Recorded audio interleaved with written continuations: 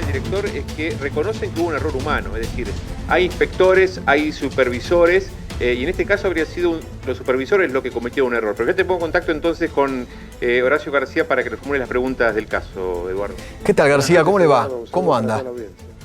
Gracias por atendernos. Bien, muy bien. ¿Usted en serio lo califica como error humano o usted cree que hubo otra cosa aquí? ¿Una connivencia, una...? No, evidentemente creemos que hubo un error humano, no tenemos ningún indicio desde el punto de vista migratorio para pensar en connivencia ni en algo que tuviese que ver con una orquestación. Aquí realmente hubo un error que tiene que ver con el grado de supervisores, no en el inspector que al principio claro. puso en conocimiento de ellos el alerta que surgía de Interpol. Actuó correctamente. Bueno, ¿y el supervisor? El primer escalón fue correcto. El primer escalón funcionó. Necesito un poquito más de retorno. Por favor, a ver si... ¿Ahí me escucha mejor? El supervisor... Ahí me están levantando un poquito el retorno. Ok, ¿me escucha mejor ahí? Ahí estamos. Ahí un poco más. Ok, perfecto. Entonces, primer escalón funcionó bien, el problema fue el segundo escalón. ¿Pudo haber arreglo con el segundo escalón o no? Sobre todo cuando... No. Nosotros descartamos de plano esto, salvo que a posteriori la justicia nos marque algún tema de connivencia. Pero lo que queda claro que aquí en el sistema argentino, en el sistema migratorio que implementamos a través de las recomendaciones de Rogelio Frigerio, que fue ser muy amplios con todos los que vienen a trabajar, estudiar y producir y ser restrictivos con los que vienen con otros fines, nosotros incorporamos tecnología. La tecnología estaba a disposición de los funcionarios de migraciones. En el primero de los casos respondió perfectamente. Había una alerta de Interpol que decía que esos dos pasaportes podían haber sido extraviados o robados. Esto tiene que ver con una canalización que hace Interpol de muchísimas situaciones en el mundo. Más de 85 millones de pasaportes son robados o extraviados y después quedan sujetos a un control suplementario. No es solamente eso lo que tiene la Argentina, también tiene la información anticipada del pasajero. Cierra un vuelo, por ejemplo en este caso, en España, y a nosotros nos informan el pasaje, el nombre de las personas que vienen y también con qué documento vienen. Si hubiesen chequeado los supervisores en el API, en el Sistema de Información Anticipada de Pasajeros, hubiesen salido inconsistencias con el número de pasaporte y también con la fecha de nacimiento, porque en el aire cambiaron de pasaporte y vinieron a la Argentina con otro pasaporte distinto al que presentaron en España. ¿Qué pasaportes? También... Perdón, García. Ellos... ¿Qué pasaportes tenían? Y tenían pasaportes israelíes. Yo esto lo sé a través de los medios, porque la investigación del hecho acontece en la justicia federal. Pero los supervisores tenían también el DIAC, que es un departamento de migraciones que trabaja los 365 días del año, las 24 horas.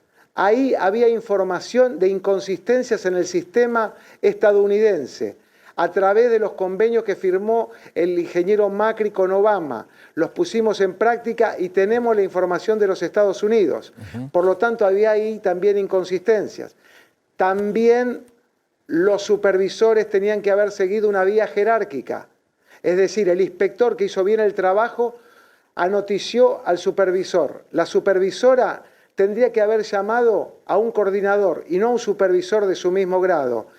Y si el coordinador tenía alguna duda, podía seguir en la escala ascendente hasta llegar a quien les habla. ¿Y por qué? 24 horas el teléfono está a disposición. ¿Y por qué no? Evidentemente, ¿Y por qué aquí no lo hicieron? También, ¿Por qué no lo hicieron?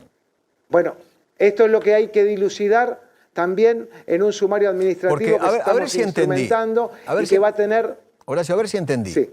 El señor llega con su pasaporte a la ventanilla, a la primera, se baja del avión, a la primera ventanilla de migraciones, llega con el pasaporte. Señor, este es mi pasaporte, quiero entrar. Perfecto. Ese señor de la ventanilla, ¿qué le dice? Ese señor chequea ese pasaporte automáticamente, ¿no? Sí, claro. Esto no es un trabajo manual. Los sistemas le marcan si tiene algún impedimento en Interpol. ¿Ah? En este caso, lo que surgió es que esos documentos tenían pedido por robo o por extravío. Y entonces, ¿por qué no inmediatamente, Horacio, por qué inmediatamente esa misma persona aprieta un botón y llama a alguien de la PCA, de la Policía Federal, de Gendarmería, de lo que sea? Señora, un cuartito. ¿Por qué pasa? Eduardo, muchas veces, él lo que tiene que hacer es lo que hizo. Tocar el botón que usted dice y llamar a su supervisor. Vinieron el supervisor, lo llevan a un control complementario. Sí. Y ahí es donde viene la distensión y la falta de atención con respecto a los sistemas que tiene Migraciones. Si ya le habían dicho que el pasaporte ese era robado, ¿cómo esa persona lo deja pasar alegremente a caminar por nuestro país? Eduardo, hay 85 millones de pasaportes que tienen esa misma determinación por Interpol, robados o extraviados. Las personas en el control suplementario demuestran si el extraviado fue restituido con uno nuevo y que se compadece con la identidad de la persona puede seguir con su tránsito. El tema es que aquí había elementos para presumir dentro del propio organismo. Por ejemplo, nosotros teníamos una disposición clara que había que prestar mucha atención a los documentos, a los pasaportes israelíes, porque habían sido sujeto de robo en Israel. Robo y los o habían falsificación. diseminado por el mundo. Claro, por lo tanto, todos los inspectores de migraciones saben que con respecto a los pasaportes israelíes hay que tener mucho cuidado. Mirarlos. Evidentemente, como siempre pasa cuando se suscitan situaciones complicadas, hay una cadena de errores dentro del accionar humano, porque los sistemas no se equivocan. Es más, nosotros podemos rever todo esto y determinar dónde están los errores, porque los sistemas siguen manteniendo latente los errores que cometieron los supervisores al no verificar, evidentemente, las constancias que tiene el método digamos, electrónico argentino.